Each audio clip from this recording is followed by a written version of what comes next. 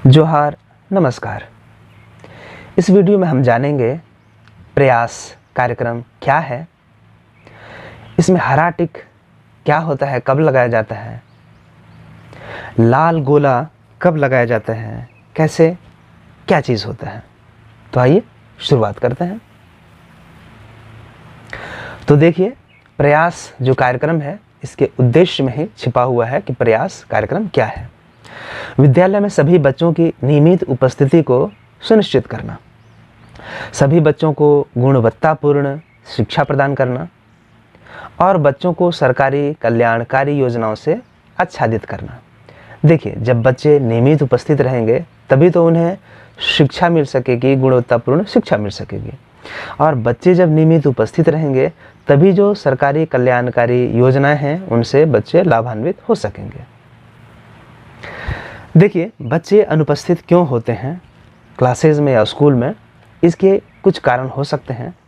जैसे शिक्षण माध्यम में भाषा की कठिनाई हो सकती है, अभिभावक की आर्थिक स्थिति, निरक्षर अभिभावक या फिर माता पिता, शिक्षा की महत्ता से अनभिज्ञ माता पिता, बच्चों का विद्यालय तक पहुंच नहीं हो, कोई भौगोलिक बाधा हो, छोटे भाई बहनों की देखभाल करते हो घर पर, बिना माता पिता या एकल बच्चे मतलब अनाथ या फिर ट्रैफिकिंग वाले बच्चे, प्रवासी बच्चे हो सकते हैं मतलब राज्य से बाहर या फिर बाहरी राज्य से आने वाले बच्चे हो सकते हैं, विद्यालय का वातावरण ऐसा नहीं हो, शिक्षकों की कमी हो, क्रियाशीलता और शिक्षक अनुपस्थित रहते हों, विद्यालय में आनंददायी शिक्षा का अभाव हो सकता है, शिक्षण विधि और शिक्षण अधिगम प्रक्रिया में त्रुटि हो सकती है, निम्न उपलब्धि हीन भावना, पीयर प्रेशर, सह शिक्षा या असुरक्षा की भावना हो सकती है लड़कियों में, बालिकाओं में, विद्यालय में आधारभूत संरचना जैसे कि शौचालय नहीं हो सकता है, पेयजल नहीं हो सकता है जिसके कारण बच्चे उस समय घर चले जाते हों,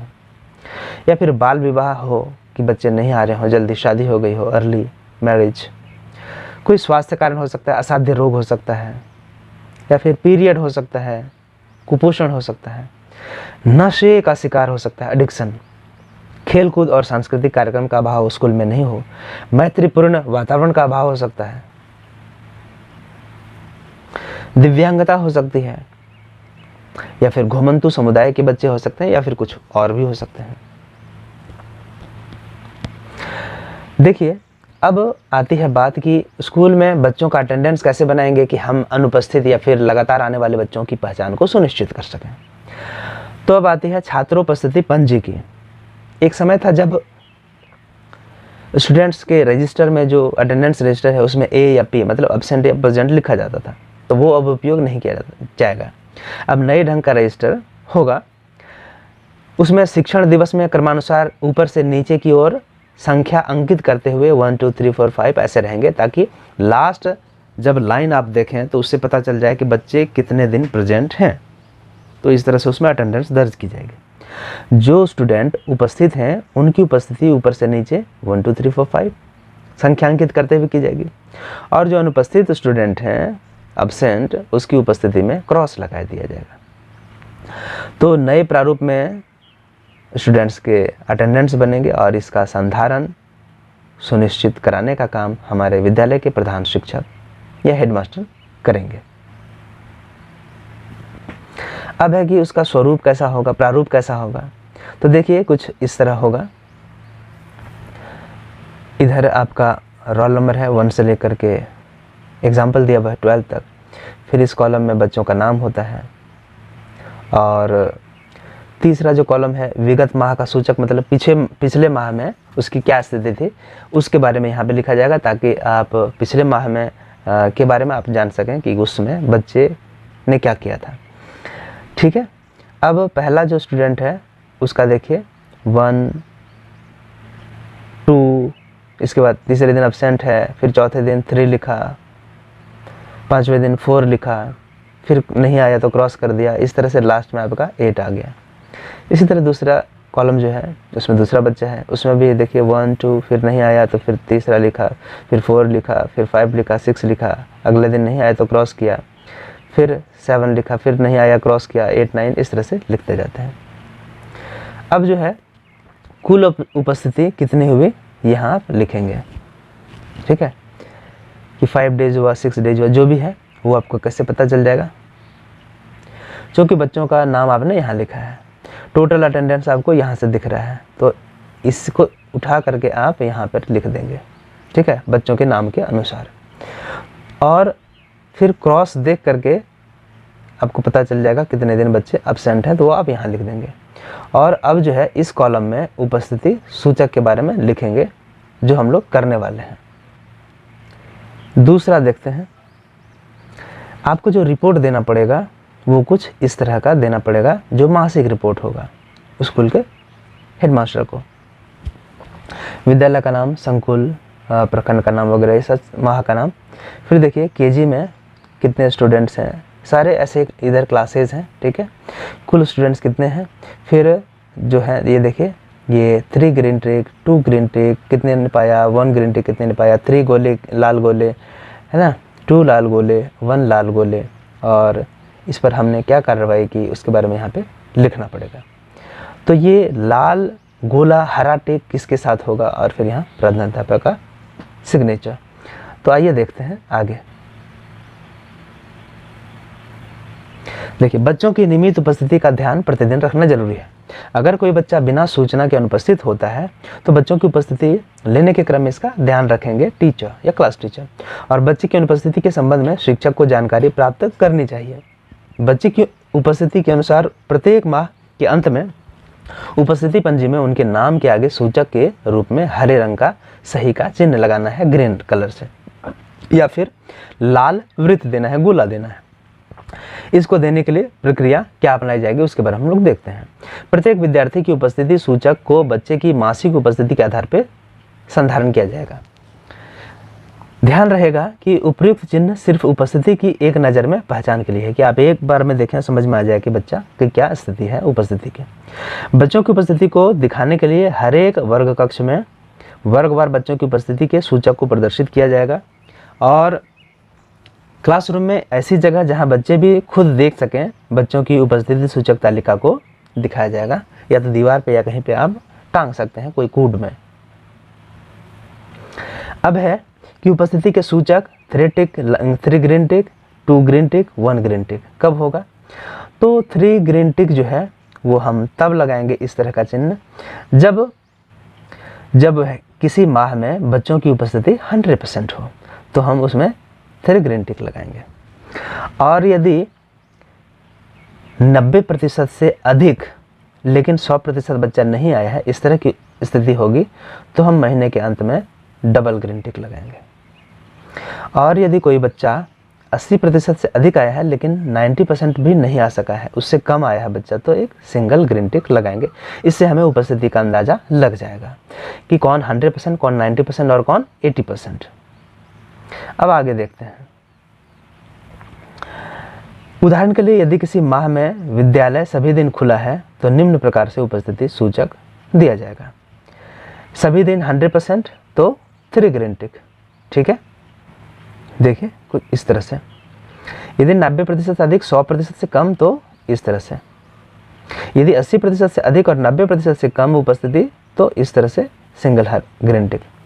अब है कि 30 दिनों से अधिक विद्यालय दिवस में लगातार अनुपस्थित या ड्रॉप्ड आउट बच्चे हैं तो उनके नाम के साथ 3 गोले लगाए जाएंगे। और किसी माह विशेष में विद्यालय दिवसों की आधी अवधि में मतलब 15 दिन अनियमित रूप से अनुपस्थित रहने वाले बच्चे हैं तो 2 लाल वृत्त, मैंने 2 लाल वृत्त किसी का मिल गया तो समझिए कि 15 दिन से वो एक किसी महीने में 15 दिन बच्चा नहीं आया है। और किसी खास माह में कंटिन्यू 3 लगातार विद्यालय दिवस में, बीच में एक संडे है तो वो तो एब्सेंट रहेगा, उस दिन सारे बच्चे रहेंगे, लेकिन उसके बाद शुक्रवार, शनिवार, रविवार नहीं है, कोई बात नहीं, सोमवार भी नहीं रहा, तो इस तरह से लगातार 3 दिन हो गया कंटिन्यू, तो तब जो है एक लाल वृत्त लगाया जाएगा। तो लगातार अनुपस्थित बच्चों के नाम और पते नोटिस बोर्ड पर प्रदर्शित किए जाएंगे ताकि बच्चे भी उसको देख सकें।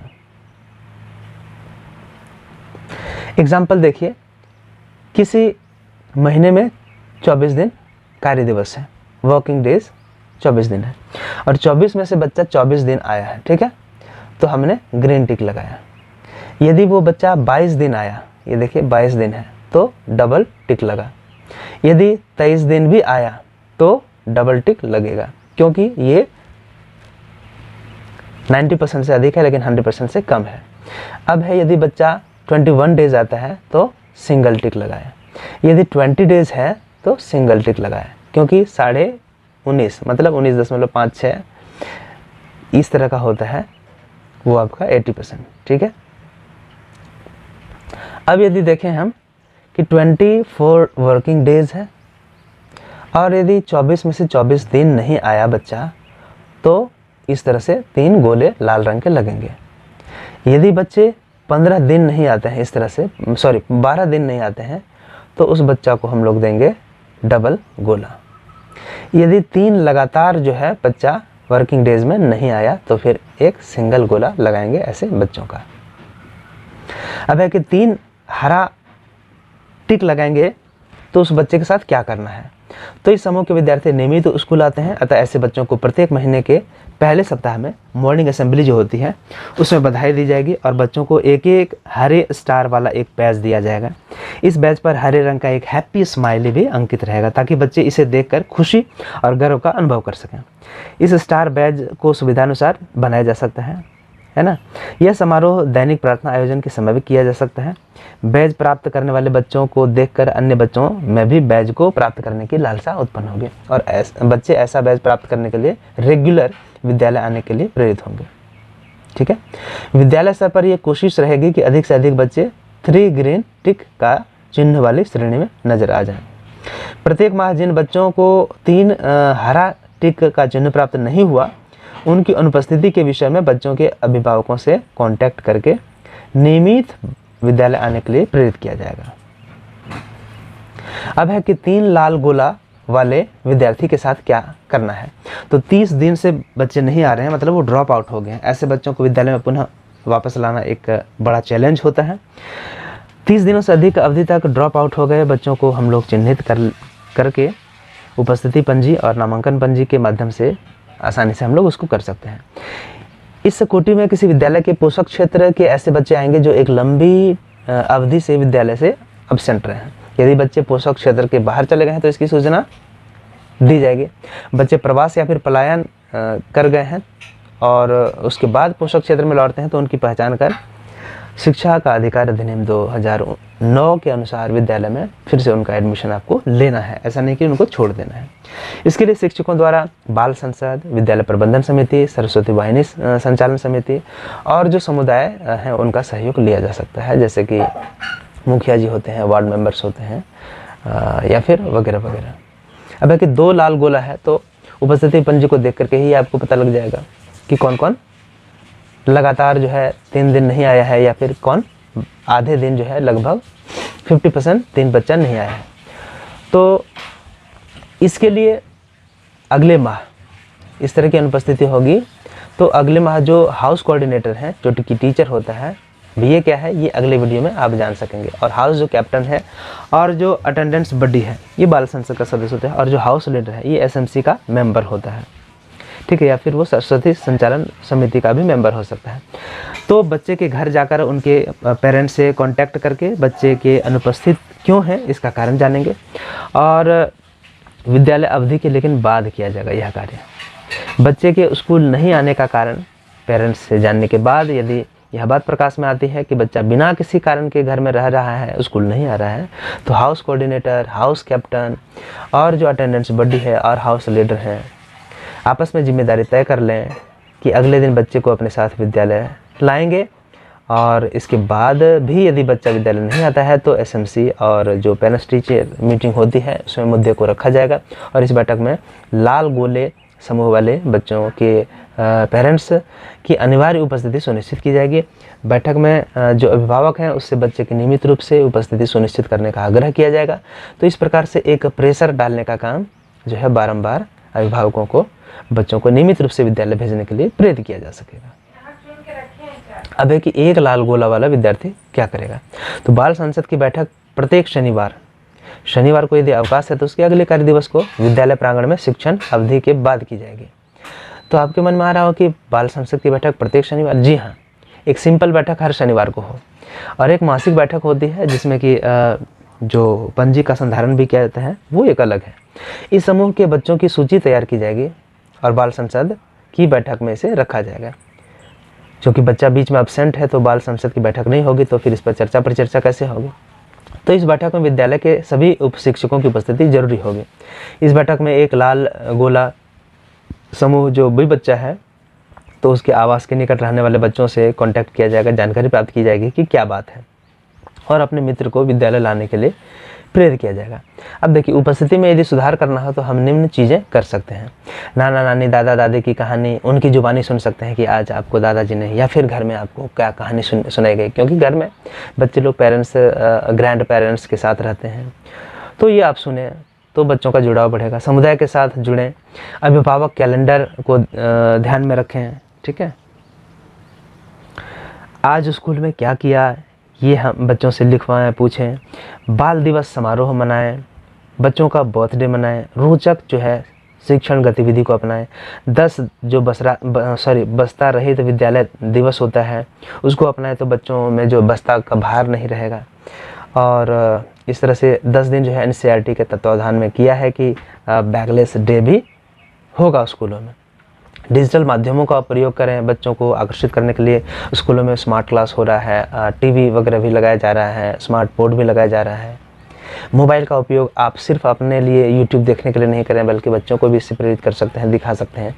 विद्यालय में जब प्रवेश लिया जाए तो जो रिकॉर्ड्स हैं उनकी ज़्यादा डिमांड नहीं की जाए, ताकि हतोत्साहित हो जाए गार्जियन या फिर स्टूडेंट्स, आसानी से उनका एडमिशन कर लिया जाए। वाद विवाद का मतलब झगड़ा नहीं, बल्कि डिबेट कॉम्पिटिशन, खेल कूद, डांस कंपटीशन, संगीत, हस्तकला आदि हो। यहाँ खेल कूद करा रहे हों तो आप किन्हीं ने आलोचना कर दी, स्कूल में तो बच्चे को खिलाया जा रहा है, तो भैया ये आपके रूटीन का हिस्सा होगा। यदि आपने डांस कंपटीशन कराया था और किसी ने आलोचना कर दी कि देखिए स्कूल में डांस हो रहा है, तो भैया बच्चों को लाने के लिए, बच्चों में फिजिकल अवेयरनेस, बच्चों में जो है शारीरिक विकास के लिए नृत्य, संगीत, ये सब चीज़ें ज़रूरी हैं।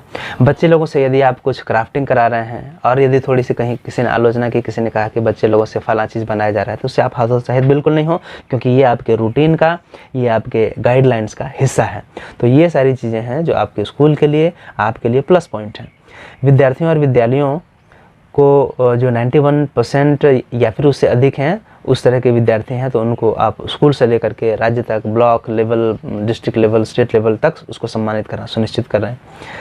और जो है अनुसरण भी हो ई विद्या वाहिनी के माध्यम से। तो ये वीडियो आपको कैसा लगा, कि आपको कुछ जानकारी मिली? यदि हाँ तो अपने दोस्तों को भी शेयर करना बिल्कुल नहीं भूलें। धन्यवाद।